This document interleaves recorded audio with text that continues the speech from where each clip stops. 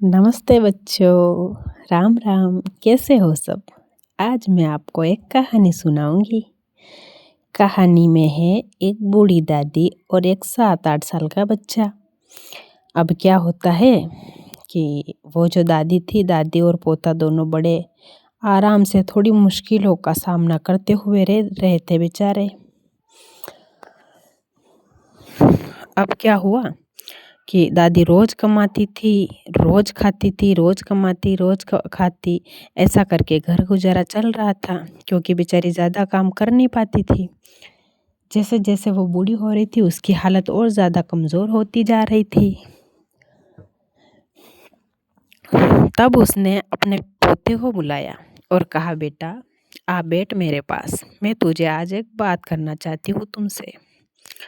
तो पोते ने कहा, हाँ दादी बोलो, क्या कहना चाहती हो आप? मैं बिल्कुल आपकी बात सुनूंगा और मानूंगा भी। तब दादी ने कहा, देखो बेटा, अब मैं बूढ़ी हो गई हूँ, मैं काम तो करती हूँ लेकिन ज़्यादा कुछ कर नहीं पाती हूँ। तो अब जो है तुम्हें मेरी मदद करनी पड़ेगी। तो पोते ने कहा, ठीक है दादी, बताओ क्या करूँ मैं? तब दादी ने कहा कि देखो बेटा, अब तुम खुद कमाओ, जितना भी हो सके।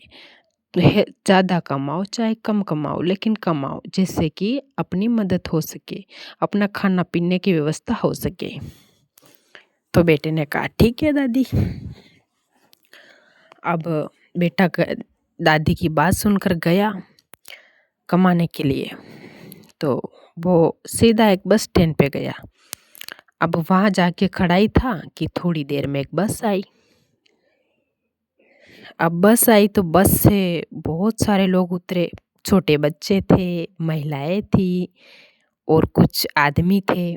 उनमें से एक सेठ जी भी थे, जिनके सर पे लाल पगड़ी थी। उनके पास बहुत अच्छे कपड़े पहनने को थे, कपड़े पहन रखे थे बहुत अच्छे, जो कि चमक रहे थे।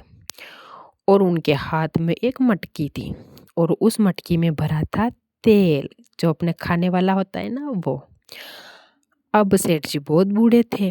उन्होंने सोचा, नीचे जैसे तैसे करके नीचे उतरे। अब उन्होंने सोचा कि ये जो मटकी है, अगर कोई मुझे ऐसा मिल जाए जो सही सलामत मेरे घर तक पहुंचा दे। तो ऐसा सोच ही रहा था कि वो बच्चा दौड़ कर सेठ जी के पास आया और बोला, सेठ जी, अगर आप बुरा ना मानो तो मैं आपकी मदद कर दूं। आपकी ये मटकी मैं सही सलामत आपके घर पहुंचा दूंगा और बदले में आप मुझे कुछ पैसे दे देना।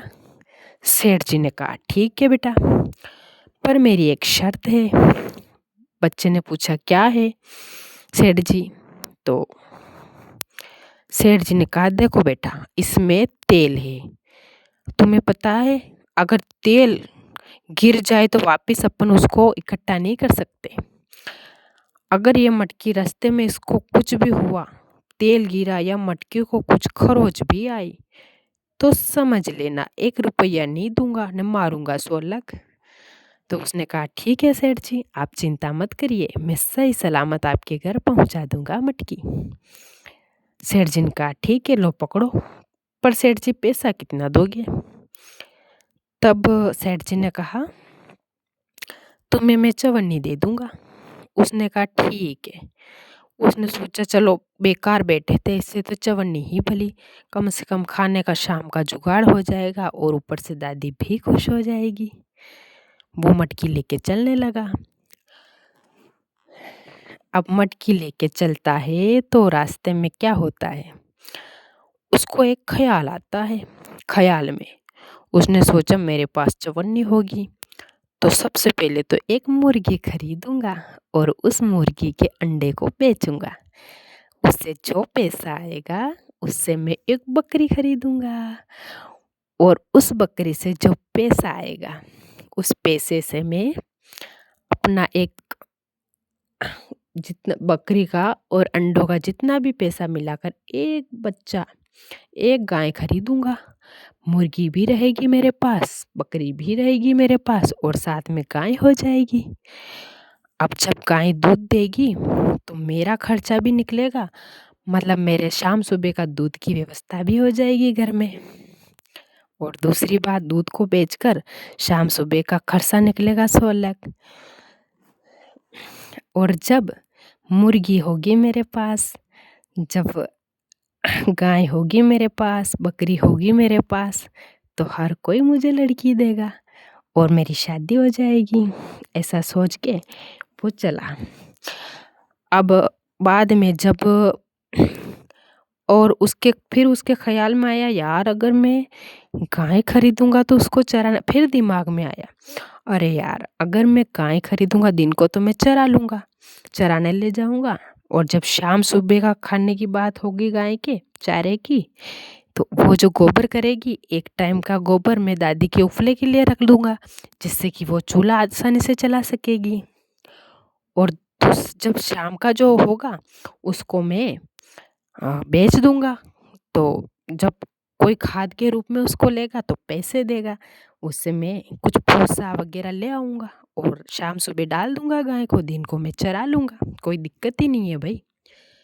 और जब मेरी पत्नी आएगी तो उसके बच्चे होंगे, तब मुझे बच्चे बोलेंगे कि पिताजी खाना बन गया है, आप आओ, माँ बुला रही है आपको खाना खाने के लिए। तो मैं बोलूँगा, नहीं मुझे भूख नहीं है बेटा। अब इतना बोलते ही ना मैं सर हिलाया तो मटकी धड़ांग नीचे, मटकी गिर गई तो सारा तेल बिखर गया। अब जब सारा तेल बिखर गया तो सेठ जी को गुस्सा आया।